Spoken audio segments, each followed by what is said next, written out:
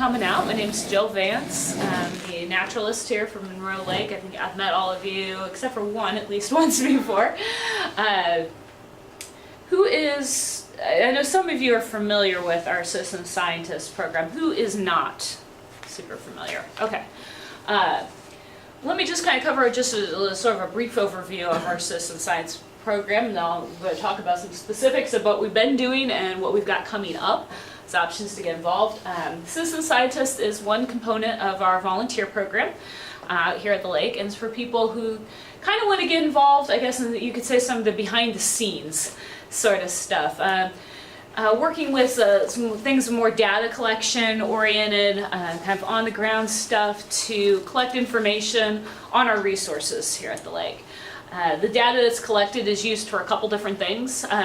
One of the most useful things from my point of view, because I work directly with the public, is that I have information to tell the public that we can use in our programs, that I can interpret, places I can take people to. With the Eagle stuff that we've been doing, it's been updating a lot of our records about where the eagles are hanging out, and some of the things that I'm going to be talking about with the data we've collected that I'm most interested in is how different things influence where the eagles are hanging out and when. I want to see if there are places that they are seeing change over time, if they're moving into new areas. They seem to be kind of picking certain hangouts. Are there certain times of day that are better to go out there? You know, one of the biggest draws wildlife-wise for Monroe Lake is our eagles. And so to have really nice up-to-date information on those gives me some really useful things I can pass on to the public who are looking for eagles and give them a good experience. But then there's also our wildlife management side. So a lot of the data that gets collected through our Citizen Science program feeds into our wildlife biologist.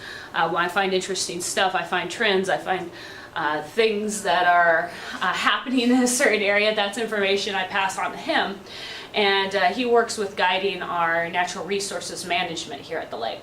So he can use that to make decisions about decisions related to hunts, decisions related to where we need to watch for human activity, maybe to keep people out of a certain area for a time. Like with the case of the eagles, if we have a new nest pop up, for example, and it's in an area that we want to watch and actually discourage people from going. And in general too, it's a lot of really useful information that we can collect through this program that me and Rex just don't have the time to go out and collect. We're two people, and so the more eyes and feet on the ground that we can harness, the better our knowledge about the place and the better it is for us to manage. Part of my long-term goal before I retire, which it's probably going to be a very, very, very long time, if ever, the way things are probably going to go, is I really want to build a very nice species inventory for the property. And we have over 20,000 acres, and there's no way I'm going to get any sort of decent inventory with just me working on it. So a lot of the different components that we do through Citizen Scientists, I'm feeding into this inventory that I'm building. You know, a couple species at a time, a couple little areas at a time. Over the long-term perspective, it all adds up. So I want to talk a little bit about the winter project that Citizen Scientists have been doing, which we are in 2 seasons now of data collecting information about where the eagles are hanging out during the winter months. And so I want to kind of share what we found out about that, and then give you a little brief intro into what the summer project is going to be for the Citizen Scientists. Hopefully pique your interest in that. Hopefully some of you will want to get involved with the summer project. So I'll talk a little bit about that and some of the dates involved. So I'm going to flip off the lights here so you can see a little bit better. Nice pop up. You're going to see this name at the bottom of a lot of these pictures from this man right here.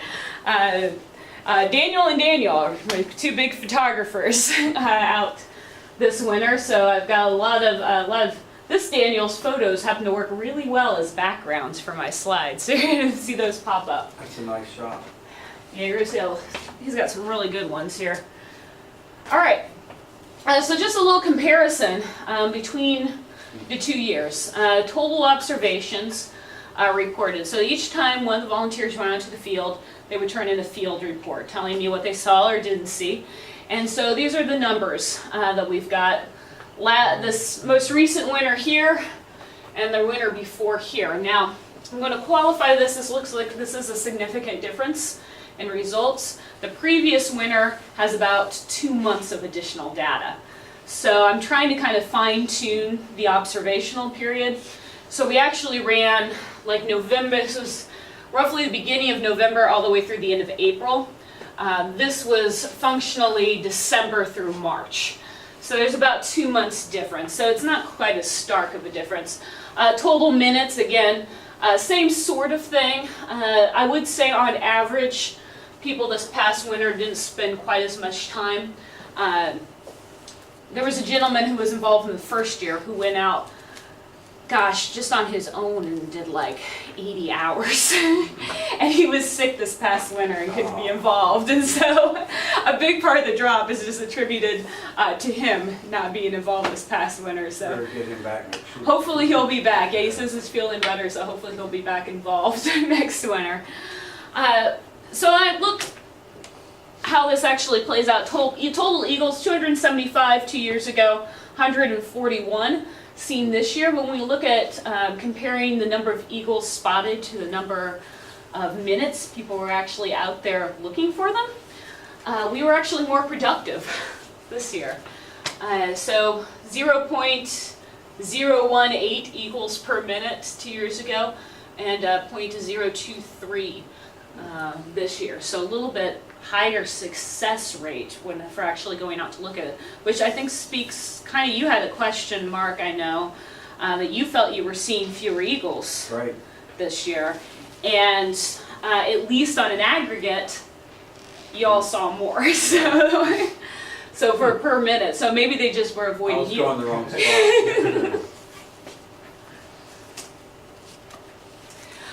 This is where I broke out just on a month-by-month basis. I just pulled the data then for the 4 months that we had in common to kind of see how these are starting to compare. One of the things that this is going to be interesting over time, with only 2 years of data, we can't speak to any sort of long-term overall trends yet. We're just starting to get little glimpses of some information here. But this is something I'll be watching over time as we continue to get additional years to see, should start to see how our eagle population is fluctuating over the years. Are we going to continue to grow? Are we going to stabilize? This is sort of the area where we should start to kind of see that data. I think one of the more interesting numbers, the darker line here is 2 years ago. And the lighter blue line is this past winter. The yellow is the average between them. The most interesting part, I think, are here at the beginning and the ends. The separation, 0.004 eagles per minute in December 2 years ago. Significant increase this year for the December sightings. And then they flipped in March and went the other direction. So I'm really curious to see how that plays out long term. Now, see, just as we look at it as an average, it's basically not changing at all up there. But that's what we'll say. We'll start seeing some of these long-term trends hopefully start to peak out. I'm really curious to see what happens with those December and March comparatives. So where do you go if you want to see an eagle? These are ranked by productivity, eagles per minute, where you are likely to see them. Eagle Point Cove, which we'll see a little bit later here, is a little bit of an anomaly as far as a location. We had a new eagle nest located there this year. And so we had a couple people go out to that spot specifically to go look at the new eagle nest. So the data there is a little bit skewed because you could pretty much expect that there were going to be eagles there when you went out. Hi, welcome. Let's come in, find a seat. So long term, I don't know if that's going to hold out because that's really only the result of like 2 or 3 observations. But the other ones, they're beneath it. Those next, 5 or 6, those are very well supported by the data that we've collected now. Those are all locations where we've had lots and lots of observational time spent, and that I can feel are pretty much our top areas. The interesting thing about them is the only one that isn't basically right here is the one over at Salt Creek SRA by the spillway and the dam. Basically, what I'm picking up from this is if you want somebody to see an eagle, you send them right here by the causeway. Anywhere here in the causeway area are the places to go, and that's just reinforced time and time again. That's where people are seeing the eagles. Few lower numbers here. Paintown boat ramp is here at Paintown, but there were a fair number of observations turned in. This is not based on a low number of observations, but that's at the opposite end. It's facing off in a different direction. It's actually looking towards Moores Creek, and that just is not an activity area. It's focused right in here and then over at the spillway and dam. So it's just very interesting to see some of these places where they planted. These were all very low. These all each have just like 1 or 2 field reports turned in, so those aren't significant. Yeah, good. That's just what I was going to say, how many reports have been turned in. Because I know Yeah. the Hardin Ridge, they actually charge you to get in, even if you got the Well, not pass. during the winter. They're closed. Their gates closed during the winter Yeah, months when yeah. this is conducted. So that's not a factor for this.